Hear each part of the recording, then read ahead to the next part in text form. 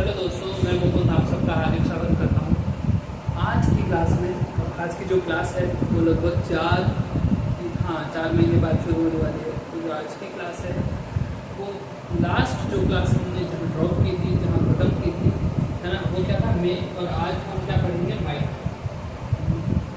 Must. ठीक है, must शुरू करने से पहले मैं आपको एक बात बताना चाहता हूँ कि जो मॉडल हमारा टॉपिक चल रहा था वो मैंने बीच में ही बंद कर दिया था, और वो जो टॉपिक है वो वापस क्या है शुरू कर रहे हैं, ताकि वो टॉपिक कंप्लीट हो गए फिर वापस हमारी जो स्टडी है वो डेली रूटीन में आ सके।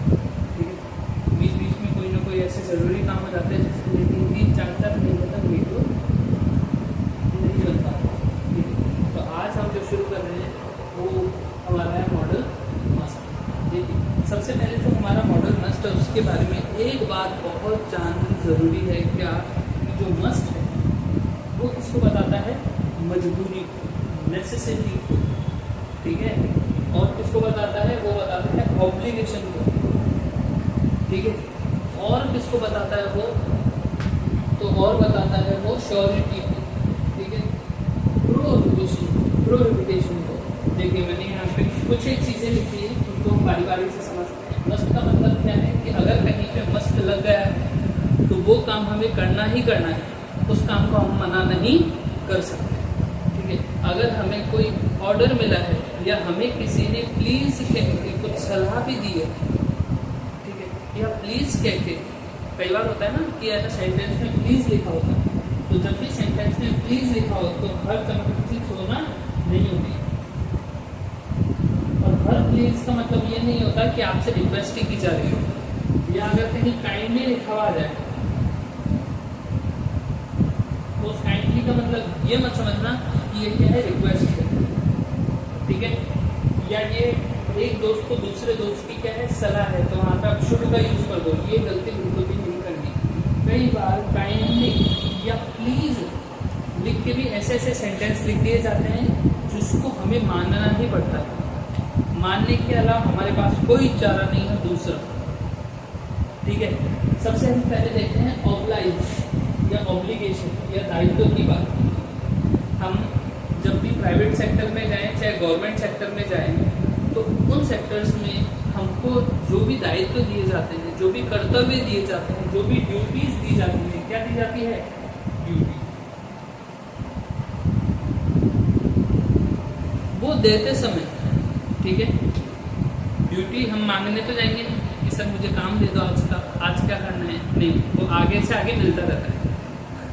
ठीक है, तो जो ड्यूटी है वो बताते समय वहाँ पे किसका यूज होगा, मस्ट का। ठीक है, किसका यूज होगा, मस्ट का। जब भी हमें कोई ड्यूटी दे रहा होगा, हमें कोई ऑब्लिगेशन दे रहा होगा, दायित्व दे रहा होगा, हमें कोई काम सौंप रहा होगा, तब वो वहाँ पे किसका यूज करेगा, मस्ट का। ठीक है, और उस काम को, क्या कभी ऐसा हुआ है कि गवर्नमेंट सेक्टर में जो गवर्नमेंट कर्मचारी है उनको कोई काम दिया जाए और वो बोल जाए हम तो नहीं करेंगे? ऐसा नहीं होता ना भाई। अगर ऊपर से कोई काम आया है, ऊपर से कोई ऑर्डर आया है, तो वो मानना ही मानना है, उसके लिए तो मस्ट जरूरी है ही है। ठीक है, उसके बाद देखो कंपल्शन का। कंपल्शन जिसे मना ना किया जा सके, ये दायित्व है। दायित्व अलग चीज़ है। दायित्व मतलब कोई हमको काम दे रहा है, वो हमारा कर्तव्य है, उस काम को करना क्या हमारा कर्तव्य है। यहाँ पे क्या है, कंपल्शन मतलब जिसे मना ना किया जा सके। ठीक है, कोई चीज़ ऐसी होती है ना जो कंपल्सरी है ही है। जैसे प्रिंसिपल बोलते बच्चों को क्या कि कल सबको 100 रुपये लाना कंपल्सरी है। जब हम हमारे स्कूल की बात बताता हूँ, जब हम पिकनिक पे जाने वाले थे तो हमसे कहा गया था कि 100 रुपये कल सबको लेके आने हैं। तो एक बच्चे ने कहा कि मैम मैं तो पिकनिक पे नहीं जाऊँगा, तो मैं तो 100 रुपये नहीं लाऊँगा। तब क्या कहा मैंने, तब ये कहा कि बेटा अगर पिकनिक पर नहीं जाओगे फिर भी 100 रुपये लेके आने ही आने हैं, जाओ चाहे मत जाओ। हो सकता है कोई और जाने का इच्छुक। ठीक है, तो ये कंपल्सन, कुछ चीज़ें ऐसी होती है जो कंपल्सरी होती है। जैसे कोई प्रोजेक्ट सबमिट करना है तो भाई 13 तारीख तक प्रोजेक्ट सबमिट करना ही करना है। अगर 13 सितंबर के बाद वो प्रोजेक्ट सबमिट करोगे तो वो प्रोजेक्ट सबमिट नहीं करेंगे। तो अगर कोई तारीख लिख दी जाती है तो वहाँ पे भी क्या हो जाता है, मस्ट, कंपल्सन, कंपल्सरी है ना, कि हर चीज़ करनी क्या हो कंपल्सरी, जिसे मना किया ही ना जा सके। ठीक है, वहाँ पे भी किसका यूज होगा, मस्ट का यूज होगा। मस्ट क्या है, मॉडल है। मॉडल क्या होता है, ऑक्सिलरी वर्ब। वो मैंने अपनी मॉडल की पहली क्लास में ही बता दिया था कि मॉडल होता क्या है। एक तरह की वर्ब्स होती है जो ऑक्सिलरी वर्ब कहलाती है, उनको मॉडल ऑक्सिलरी कहा जाता है। ठीक है, ये हमेशा हेल्पिंग वर्ब की फॉर्म में आती है, ये भी मैंने आपको बता दिया है। क्योंकि कई बार एग्जाम, अब तो एग्जामिनर का कोई भरोसा ही नहीं, कहाँ से कुछ भी उठा के पूछ सकते हैं। हमको हर चीज़ के लिए तैयार रहना है भाई। वो ये देखते हैं कि हम पढ़ के जाने नहीं जा रहे, है ना। अब यहाँ पे देखते हैं तीसरी बात, नेसेसिटी की, अनिवार्यता की।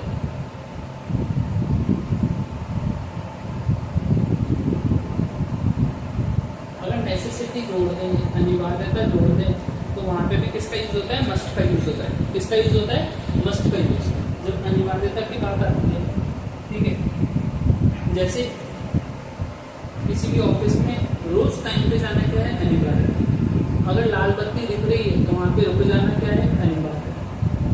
अगर हम ट्रैफिक में जा रहे हैं और रॉन्ग साइड में हम चले गए तो ये तो अनिवार्य नहीं है, ये तो हमने फाइन वो कर दिया ना, रूल ब्रेक कर दिया, अब जुर्माना भरना पड़ेगा। तो होता क्या है, काफ़ी कुछ ऐसे नियम है, काफ़ी कुछ ऐसे रूल्स और रेगुलेशन है जिनको हम तोड़ नहीं सकते।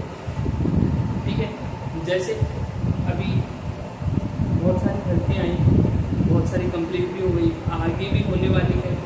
कुछ एग्ज़ाम जो आगे हैं आप देने जाओगे, वहाँ पे आपको सीधा सीधा वहाँ पे ड्रेस कोड बताया जाएगा। कहीं हाफ बाजू की टी शर्ट हो, है ना, पजामा हो, और क्या हो, स्लीपर। ठीक है, हाथ में किसी तरह की कोई अंगूठी नहीं होनी चाहिए, कोई कड़ा नहीं होना चाहिए, नाक में वो क्या कहते हैं, किसी भी तरह का आभूषण नहीं होना चाहिए। ठीक है ना, कान में कुंडल, नाक में नथनी, कुछ नहीं। ठीक है, और तो और पेन भी जो है वो कैसा होना चाहिए, एकदम ट्रांसपेरेंट। ठीक है, बोतल लेके जा रहे हैं पानी की तो वो भी कैसी होनी चाहिए, ट्रांसपेरेंट होनी चाहिए। कॉलर नहीं होनी चाहिए आपकी टी शर्ट पे, बिना कॉलर वाली टी शर्ट। अगर शर्ट है उसके बटन हाफ शर्ट हो, अगर शर्ट है तो हाफ शर्ट हो, है ना, उसके बटन क्या हो, बड़े बड़े ना हो, छोटे छोटे हो, नॉर्मल साइज के। तो ये क्या है, नेसेसिटी है, नेसेसरी है, ये सारी चीज़ें क्या है, नेसेसरी है, अनिवार्य है, इनको हम रूल नहीं तोड़ सकते वहाँ पर। ठीक है, तो देखो आप स्कूल गए हो, जब भी आप 2 मिनट भी लेट पहुँचते हो तो स्कूल का दरवाजा क्या हो जाता है, बंद हो जाता है, बोलता है कल आना, आज से इसकी स्कूल की हो गई छुट्टी।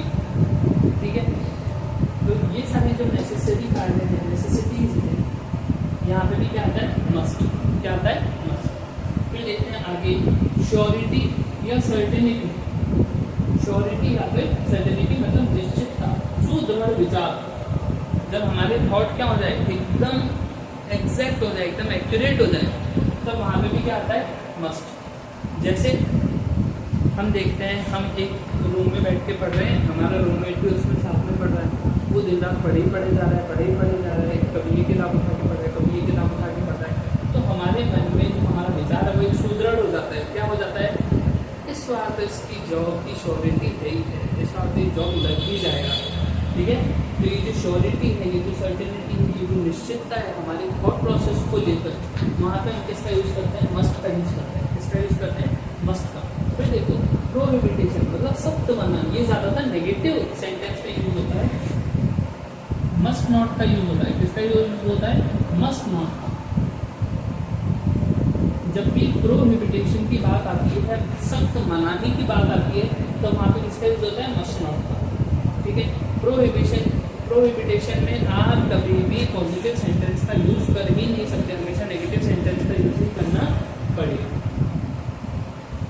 जैसे you must not smoke here in the bus, है ना, या you must not smoke in the bus. बसों में लिखा हुआ रहता है ना कि अगर कोई भी धूम्रपान करता पकड़ा जाए तो 2000 का जुर्माना। ठीक है, अच्छा, you can not travel in the bus without a ticket.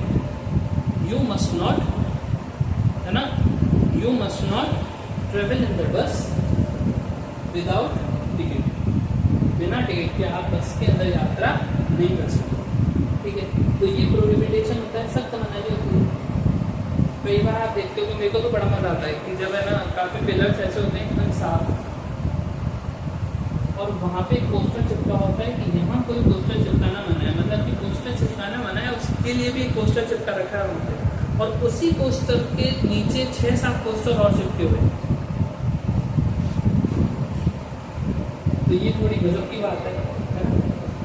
फिर देखो मस्ट किस किस के लिए यूज होता है, दायित्व, कोई ड्यूटी देने के लिए, कंपल्शन, कोई ऐसी बात जैसे मना ना किया जा सके, ठीक है, कंपल्सरी हो, करना ही करना, अगर हमको वो काम दे दिया तो करना ही करना है, ठीक है, वो बात माननी कंपल्सरी है ही है, कंपल्शन है। ठीक है, ज़्यादातर क्या होता है कंपल्शन का जो काम होता है या कंपल्शन वाले जो सेंटेंस होते हैं उसमें प्लीज का यूज कर लिया जाता है। किसका यूज कर लिया जाता है, प्लीज का। जैसे put off your shoes outside of the door, मतलब दरवाजे के बाहर आप क्या करें, अपने जूते उतार के अंदर आए, और वहां पे क्या लिखा होता है, please put off your shoes outside the gate, है ना, कि अपने जो शूज है वो कहाँ उतारे, कृपया करके बात। अब यहाँ पे प्लीज इसका मतलब ये नहीं आपसे रिक्वेस्ट कर रहा है, वो बात को माननी पड़ेगी। और अगर बिना माने आप क्लास के अंदर चले गए, है ना, तो क्या होगा, डांट खानी पड़ेगी। फिर जूते पहन के आगे वो देख जूते उतार के आपने बात पढ़ा नहीं किया, इतने बड़े बड़े अक्षरों में लिखा हुआ। ठीक है, उसके बाद आती है नेसेसिटी, कोई काम करना अनिवार्य है।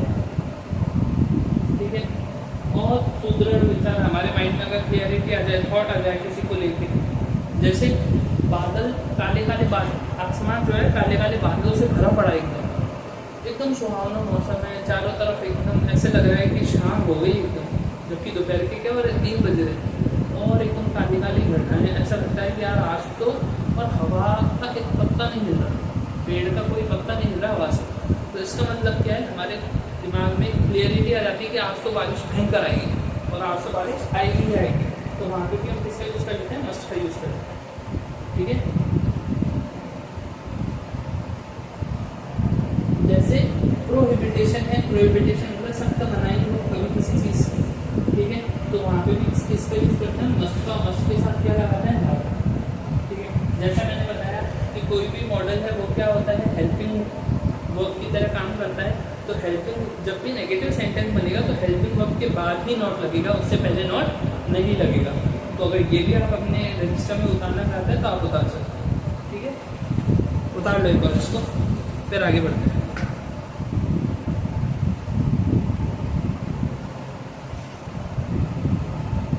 कॉन्सेप्ट तो समझ लिया है, कॉन्सेप्ट समझने के बाद हम क्या देख लेते हैं, इनके एग्जाम्पल देख लेते हैं। तो एग्जाम्पल की बात करें तो सबसे पहला एग्जाम्पल हम लेते हैं इसका, ऑब्लिगेशन का। ऑब्लिगेशन का एग्जाम्पल क्या है, ऑब्लिगेशन का एग्जाम्पल है you dash do as you are to,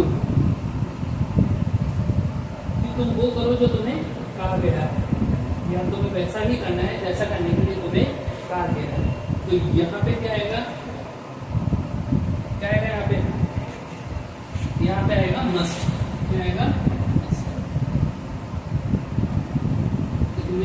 you must do as you are to, तुम्हें वही करना है जो तुम्हें करने के लिए कहा गया। ठीक है, student dash answer at least 5 questions out of 10। तो पहले कहती है कि 10 में से कोई भी 5 क्वेश्चन करने जरूरी है, अनिवार्य है, लेकिन अपन क्या है, इच्छा होती है अपन वैसे ही काम करना, हम इंस्ट्रक्शन पढ़ते ही नहीं है, जबकि इंस्ट्रक्शंस पढ़ना इतना ज़रूरी होता है। जब आपके सामने एग्जामिनेशन पेपर आता है, और वहाँ पे मैं बात कर रहा हूँ ग्रेजुएशन की ना, ग्रेजुएशन की या पीजी की अगर हम बात करें, एमए के अंदर या एमएससी के अंदर, वहाँ पे 10 क्वेश्चन होते हैं, और उसमें से क्या कहते हैं, आपको 5 क्वेश्चन करने हैं। और 5 क्वेश्चन कैसे होते हैं, ऐसे टाइप क्वेश्चन होते हैं, और वो हमको करने होते हैं कितने में से, 10 में से। और बच्चे बड़े गर्व से आके कहते हैं कि यार 10 थे, मैंने तो 10 के 10 कर लिया, मुझको जो चेक करना होगा कर लेंगे। क्यों अपने नंबर कम कर रहे हैं, जब क्या कहा है कि 5 क्वेश्चंस ही करने हैं। और क्या है, ये एक तरह का ऑर्डर है ना, एक तरह का दायित्व है, कर्तव्य है हमारा, इंस्ट्रक्शंस को फॉलो करना क्या है, दायित्व का है। ठीक है, तो students must answer at least 5 questions out of 10। फिर देखो, you all follow all dash follow the rules in the jungle safari. आप कभी जंगल सफारी गए नहीं गए तो मैं बता दूँ, वहाँ पे न तो हमारा रूल चलेगा, ठीक है, न वहाँ पे कोई ट्रैफिक रूल चलेगा, वहाँ पे किसी का रूल नहीं चलेगा। वहाँ पे चलेगा वहाँ की जो अथॉरिटी है वहाँ का। हर जंगल सफारी के रूल लगभग सेम होते हैं, लेकिन फिर भी कहीं कुछ जगह रूल्स क्या होते हैं, कुछ अलग होते हैं वहाँ की विशेष परिस्थितियों कंडीशंस की वजह से, ठीक है। तो हमको क्या करना है, जंगल सफारी के जो रूल्स वो फॉलो करने हैं, कहते हैं ना, क्योंकि अपना हाथ जो जिस जीप में आप जा रहे हो, जंगल सफारी में जो जीप है उसमें आप जा रहे हो, उससे अपना हाथ कभी बाहर नहीं निकालना, ठीक है। किसी भी जानवर को देख के चिल्लाना नहीं और क्या नहीं करना, उसको चिल्लाना नहीं, उसकी तरफ पत्थर या कुछ भी ऐसी चीज़ नहीं फेंकना, वो आक्रामक हो सकता है। तो ऐसे सारे रूल्स बताए जाते हैं, तो वो रूल्स को क्या करना चाहिए, हमें फॉलो करना चाहिए। हमारे लिए चीज़ क्या है, मस्ट है कि नहीं है बिल्कुल है। फिर देखो कंपल्शन की बात आती है, तो हम क्या देखते हैं, you dash follow my instruction in the office. ये क्या है, हमारा एक तरह से दायित्व है, क्या करना, यू फॉलो, दिख तो रहा मैं answer, you dash follow my instruction in the office. Office की बात हो रही है और इंस्ट्रक्शन, किसी के इंस्ट्रक्शन हम क्यों माने, कंपल्सरी है भाई, नहीं मानोगे जॉब से जाओगे, ठीक है। तो you must follow my instructions in the, फिर आगे देखते हैं, B dash pay the electricity bill before the last date. अगर लास्ट डेट के बाद जाके भरा हमने तो क्या हो जाता है, हमारे पास पेनल्टी लग जाती है, पेनल्टी लेके बिल थोड़ा बढ़ के आता है। इससे अच्छा हम लास्ट डे से पहले ही क्या करते हैं, भर दे, कर्तव्य है हमारा, है ना, क्या है, कंपल्शन है, एक तरह से अनिवार्यता है, उसके बाद हमें फाइन भी भरना पड़ेगा। तो इससे अच्छा हम क्या करते हैं, मस्ट, जरूरी है काम करना, और ज़्यादा टाइम तक अगर नहीं भरा तो बिजली कट भी हो सकती है। फिर नेसेसिटी, मतलब ज़रूरत, कोई चीज़ हमें ज़रूरत है, जैसे you dash reach the examination centre before 1 hour. कहते हैं ना, 1 घंटे से पहले क्या हो जाता है, गेट बंद हो जाता है भाई। जैसे ही पता लगता है कि 10 बजे एग्ज़ाम शुरू है तो 9 बजे एंट्री बंद, उसके 1 मिनट बाद भी किसी को एंट्री नहीं। तो हम क्या कहते हैं, 1 घंटे पहले पहुँचना भाई, किसी भी तरह से 9 बजे के 59 मिनट पर आपको एंट्री कर लेनी है, उसके बाद गेट बंद हो जाएगा, उसके बाद किसी को एंट्री नहीं मिलेगी। यहाँ पे भी क्या रहेगा, मस्ट, क्यों, क्योंकि नेसेसिटी हमारी ज़रूरत है। अगर हमको नहीं भी कहा जाए तो भी हमारी ज़रूरत है। अगर कोई कह भी रहा है कि नहीं आप तो लेट भी चले जाओ, उनका क्या जा रहा है, एग्ज़ाम तो हम नहीं दे पाएंगे ना। हाँ, एक ही मेरी है ना आप सभी से है ना रिक्वेस्ट है, रिक्वेस्ट समझ लो, एक सलाह समझ लो, या फिर ये समझ लो, क्या मस्ट,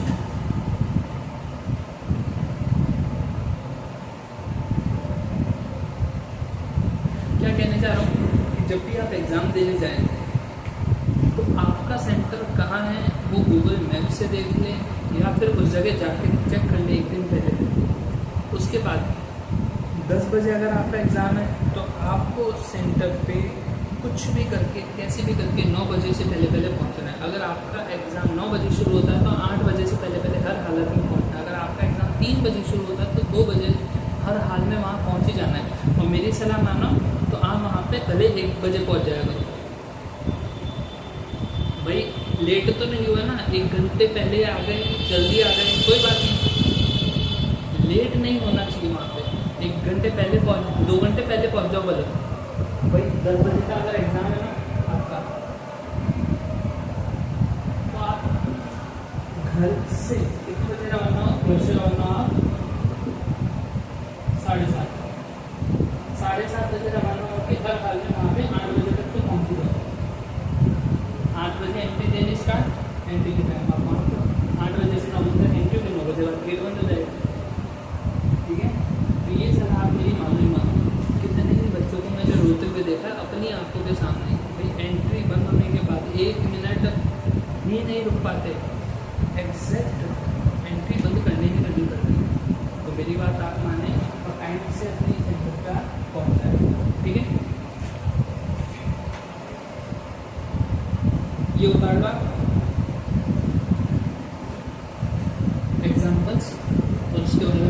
करते हैं किसकी, कुछ और एग्जांपल्स की जो मैंने आपको इनके बाद लिखवाए थे।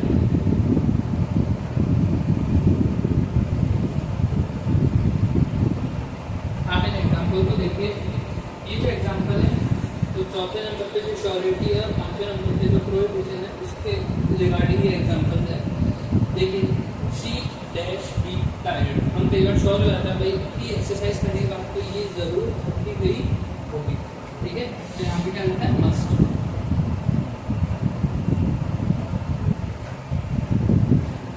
यहाँ पे देखो, see how he walks he dash be rich, तो देखो वो कैसे चल रहा है, वो जरूर अमीर ही होगा।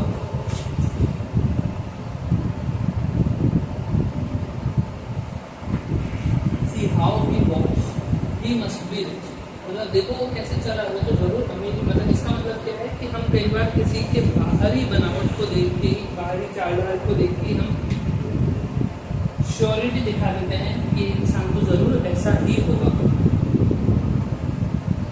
कई बार आपने देखा होगा कि एक इंसान अपनी बाइक के प्रति कितना पॉजिटिव होता है कि उसकी बाइक साइड स्टैंड पे लगी हुई है और कोई आके बैठ जाता है तो बोलता है नहीं नहीं नहीं यहाँ से हटो, यहाँ से हटो, यहाँ से हटो। तो मन को बोलते हैं इतना कितना एरोगेंस है यार, इतना कितना घमंडी इंसान है कि अपनी बाइक पे भी नहीं बैठने दे रहा है और हम उस पर इतना चला देते हैं, इतना गुस्सा करते हैं।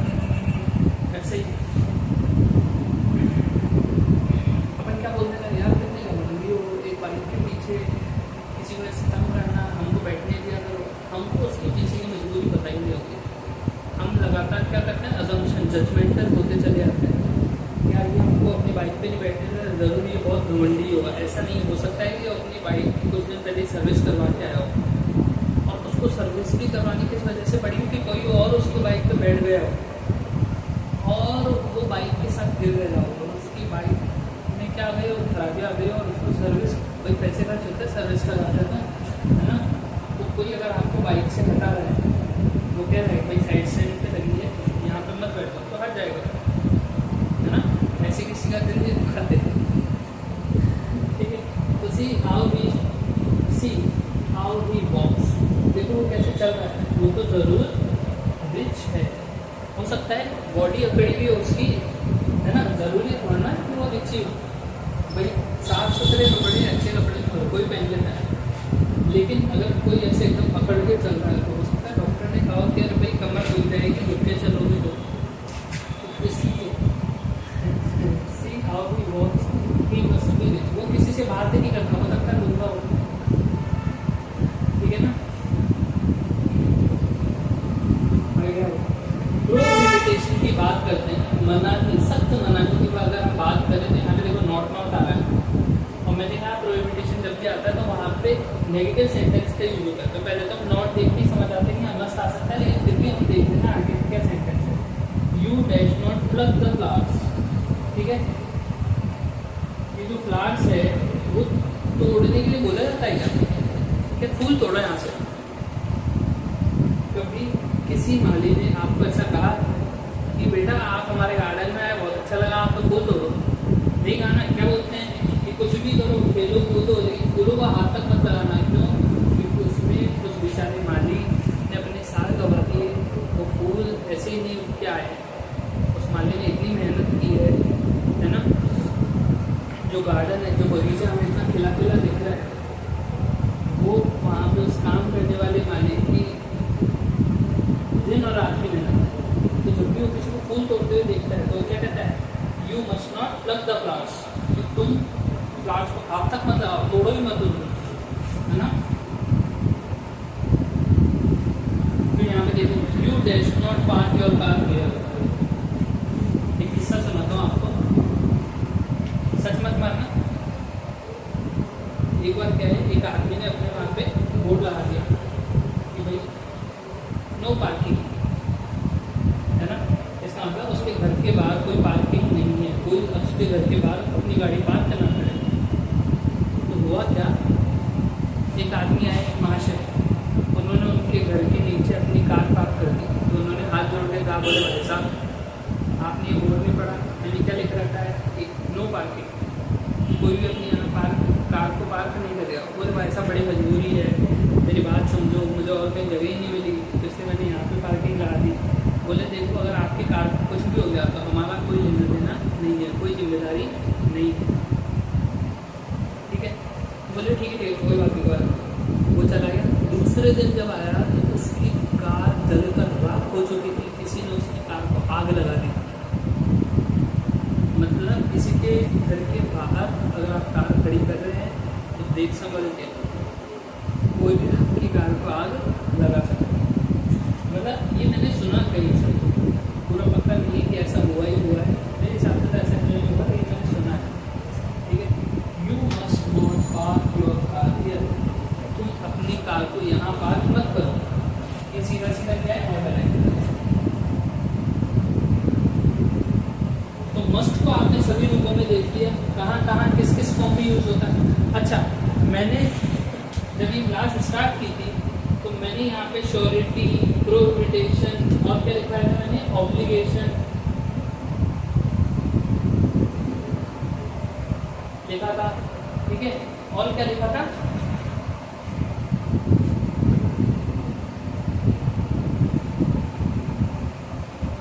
नेसेसिटी लिखा था ना।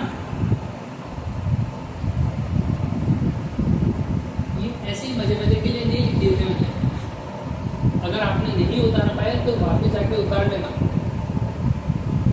कई बार जब आपको क्वेश्चन पूछा जाता है, कई बार जब आपको क्या किया जाता है, क्वेश्चन पूछा जाता है, तो वहाँ पे एक तो ये ब्लैंक स्पेस होगा और यहाँ पे ब्रैकेट में उस सेंटेंस का मूड दे दिया जाएगा। जैसे यहाँ पे प्रोहिबिटेशन,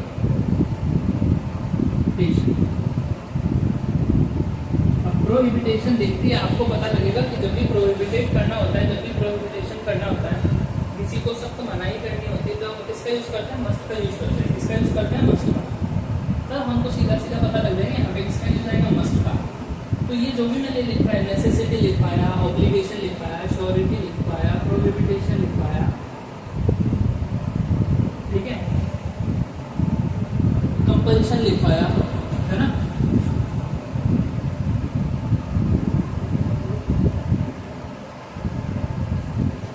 जो भी चीजें मैंने लिखवाई है ये ब्रैकेट में आती है सीधे, और ब्रैकेट में आके वो सीधे क्या करती है, उससे हम अपना मॉडल तय कर सकते हैं। जैसे मेरी पिछले क्लासेस भी देखेंगे तो मैंने कैन, कुड,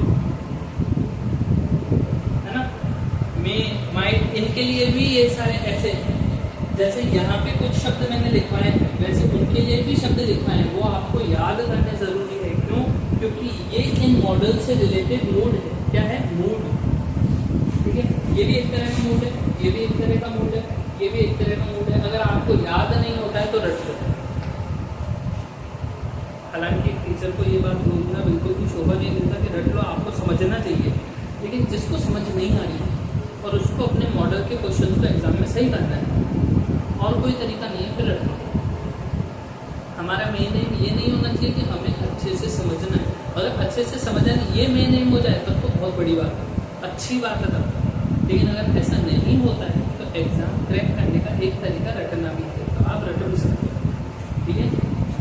तो आप सीधा सीधा क्या कर सकते हो, शॉर्ट नोट्स बना लो और शॉर्ट नोट्स में सबसे पहले लिखना मस्ट, और मस्ट के नीचे शॉर्ट नोट्स भी कैसे बनाना है, मस्ट लिखा तो मस्ट के नीचे डॉट डॉट डॉट डॉट करके वहाँ पे आपने क्या लिख दिया, उनसे रिलेटेड ये मूड वर्ड्स है उनको लिख दिया। जैसे नेसेसिटी है, कंपल्शन है, श्योरिटी है, प्रोहिबिटेशन है, ऑब्लिगेशन है, इनको लिख दिया। ये लिख दिया, आपका मस्ट का जो शॉर्ट नोट है वो कंप्लीट हो गया। फिर कैन का करो, मे का करो, माइट का करो, ऐसे सबका कर दो और फिर इनको धीरे धीरे समझने की भी कोशिश करो। ऐसी कोई चीज़ नहीं दुनिया में जो समझ में ना आए, ठीक है। तो मेरे हिसाब से तो आपको हर चीज़ समझ के पढ़नी चाहिए। समझे बिना अगर केवल रट्टू तोते की तरह रट ही लिया तो फिर हमें और तोते में क्या फर्क रह जाएगा, है ना। तो पहले समझो और समझने के बाद याद करो, ठीक है। समझना क्यों है? ताकि हम किसी और को समझा सके, ताकि हमारे कॉन्सेप्ट क्लियर रहे। कि आज का जो क्वेश्चन आ रहा है वो रट्टाफिकेशन वाले क्वेश्चन बिल्कुल नहीं है, आपके कॉन्सेप्ट कॉन्सेप्ट क्लियर होंगे तभी आपके वो क्वेश्चन क्या होंगे, सॉर्ट आउट हो पाएंगे। और वहाँ पे आप कभी कंफ्यूज नहीं होंगे कि यार मुझे ए ऑप्शन चूज करना है, बी करना है, सी करना है या डी करना है, या वो क्वेश्चन ही अटेम्प्ट नहीं करना। सीधा से ये रहेगा यार इसके पीछे ये कॉन्सेप्ट है तो इसका आंसर क्या है, बी, और आप सीधे से बी टिक करके आ जाओगे। इसी बात के साथ आज की क्लास को यहीं पे हम देते हैं। Thank you so much. जय हिंद।